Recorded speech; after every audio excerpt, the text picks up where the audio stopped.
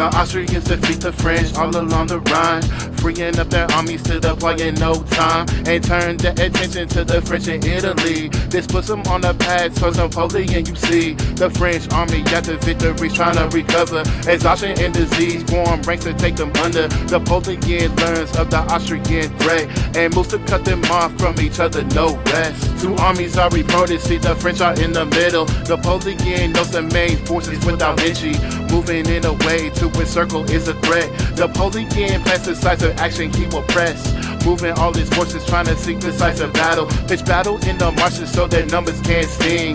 Nullify all of their movements at Arcole, their forces will meet.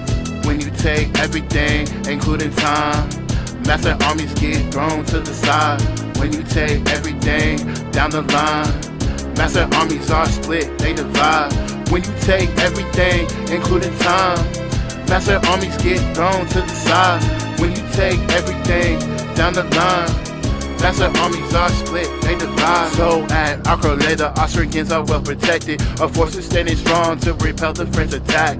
Waves and waves of men are thrown into the line, and waves of men are repulsed every time. But Davidovich of the Austrians is standing idle. Napoleon is desperate to prevent their reunion, because if the Austrians unite, then it's over. Italy is lost in any glory he's pursuing. First on the tricolors and charging to the fray. Napoleon's repelled and falls into a ditch, but he has inspired his men to press on. They capture Arcole just to losing anyway. So Napoleon, desperate, conjures up a clever scheme. With the foe army led by music, they will see the Austrians retreat, but it's all a ruse. The French take the city, fighting hard, so true. When you take everything, including time, massive armies get thrown to the side. When you take everything down the line, massive armies are split, they divide. When you take everything, including time, massive armies get thrown to the side. When you take everything down the line, massive armies are split, they divide.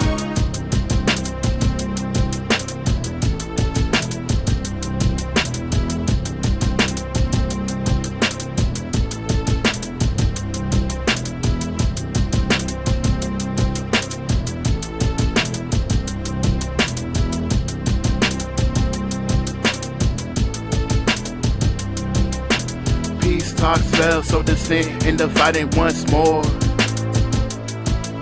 Alvinczi and his Austrian forces win battles that will make the French soar. But you really must be ready to take initiative in these wars.